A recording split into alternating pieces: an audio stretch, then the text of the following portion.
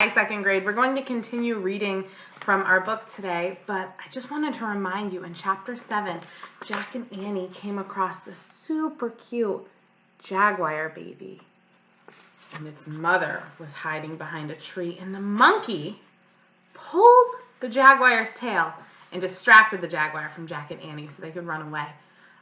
Chapter 8 is called Vampire Bats. "Wait," said Jack, panting. "I think we got away." Jack and Annie stopped running and caught their breath. "Where are we?" said Jack. "Where's the monkey?" said Annie, looking back at the forest. "Do you think the jaguar caught him?" "No, monkeys are fast," said Jack. Of course, jaguars are fast too, Jack thought, but he didn't want to tell Annie that. "I hope he's okay," said Annie. Squeak! Peanut peeked out of Annie's pocket. "Peanut, I almost forgot you," said Annie. "Are you okay?" The mouse just stared at Annie with her big eyes. "She looks scared," said Jack. "Poor Peanut." "Poor monkey," said Annie. She looked around the forest. "We better check the book," Jack said. He pulled out the book.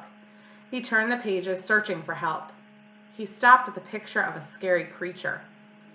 "Oh man, what's this?" he said. Jack read the writing below the picture.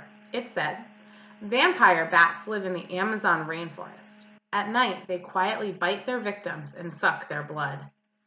"Vampire bats," said Jack. He felt faint. "Vampire bats?" said Annie. Jack nodded. "After dark." Jack and Annie looked around. The rainforest seemed to be getting even darker. "Yikes," said Annie. She looked at Jack. "Maybe we should go home." Jack nodded. For once he agreed with her. "But what about our mission?" said Annie. "What about Morgan?" "We'll come back," said Jack. "We'll have to be prepared." "So we'll come back tomorrow?" Annie asked. "Right. Now, which way is the treehouse?" said Jack. "This way," said Annie, pointing. "That way," said Jack, pointing in the opposite direction. They looked at each other. "We're lost," they said together. Squeak! "Don't worry, Peanut." Annie started to pat the mouse again, but then she stopped. Squeak, squeak, squeak. "Jack, I think Peanut wants to help us," said Annie. "How?" "Well, the way that she helped us in the time of the ninjas." Annie placed the mouse on the leafy forest floor. "Take us to the treehouse, Peanut." The mouse took off. "Where'd she go?" said Annie. "I don't see her." "There," said Jack. He pointed to leaves rustling on the ground. A streak of white passed over the leaves. "Yes, there," said Annie. Jack and Annie followed the moving leaves. The streak of white appeared and disappeared. Suddenly, Jack stopped. The forest floor was still. There was no sign of Peanut. "Where is she?" asked Jack. He kept staring at the ground. "Jack!" Jack glanced around. Annie was standing on the other side of a nearby tree. She was pointing up. Jack looked up.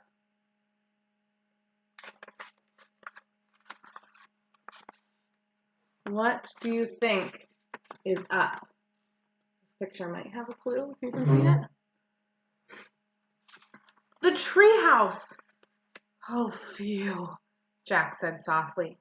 "She saved us again," said Annie. "She's running up the ladder, all by herself, look!" Annie pointed at the rope ladder. Peanut was climbing up one of the ropes. "Let's go," Jack said. Annie started up the ladder, then Jack. They followed Peanut all the way up to the canopy of the rainforest. Chapter 9, The Thing. Jack and Annie climbed into the treehouse. Peanut was sitting on a stack of books. Annie patted Peanut's little head. "Thanks," she said softly. "I have to write some notes about the rainforest," said Jack. "You find the Pennsylvania book." Annie began searching for the Pennsylvania book, the book that always took them home. Jack pulled out his notebook. He had wanted to take lots of notes here, but all he had written so far is, "The rainforest is." "It's not here," said Annie. "What?" Jack looked up. He glanced around the treehouse. Annie was right. The Pennsylvania book was nowhere in sight. Was it here before we left home? Said Jack. I don't remember, said Annie. Oh man, said Jack, now we can't get back to Frog Creek. That means we'll be here when the vampire bats come out, said Annie. Something suddenly came flying through the treehouse window. Ah! Jack and Annie hid their heads. Thud. Something hit the floor. A red fruit. Jack looked up. The monkey was sitting in the window. His head was cocked to one side. He seemed to be grinning at them. You're safe, said Annie. Thanks for saving us, said Jack. The monkey just grinned. I just have one question, said Annie. She pointed at the fruit. Why do you keep throwing those at us? The monkey grabbed the fruit. No, don't throw it, said Jack. He ducked. But the monkey didn't throw the fruit. He held it out to Annie. He moved his lips like he was trying to say something.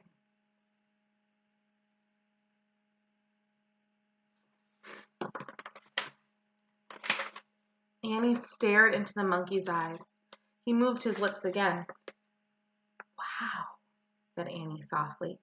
I understand now. Understand what? Said Jack. Annie took the fruit from the monkey. This is it, she said. The thing we need. What thing? Said Jack. One of the special things we're supposed to find for Morgan, Annie said, to free her from the spell. Are you sure? Said Jack. Before Annie could answer, Jack saw the Pennsylvania book. Look, our book, he said, pointing. We found the thing, and now we can see the book, said Annie. That's the way it works, remember? Jack nodded. Now he remembered. The ninja master said they wouldn't be able to find the Pennsylvania book until they had found what they were looking for. The monkey screeched with laughter. Jack and Annie looked at him. He was clapping his hands together. Annie laughed with him. How did you know to give this to us? She said. Who told you to do that? The monkey just waved at Jack and Annie. Then he turned and swung out of the treehouse. Wait, said Jack, looking out the window. Too late. The monkey was gone. He had vanished below the treetops. Goodbye, called Annie. A happy screech came from the mysterious world below. Jack sighed. He picked up his notebook again. He looked at his writing. The Amazon rainforest is... He had to write something before they left. He quickly added, amazing. Jack put away his notebook. Annie picked up the Pennsylvania book. Now it's really time to leave, she said. She turned to the picture of the Frog Creek woods.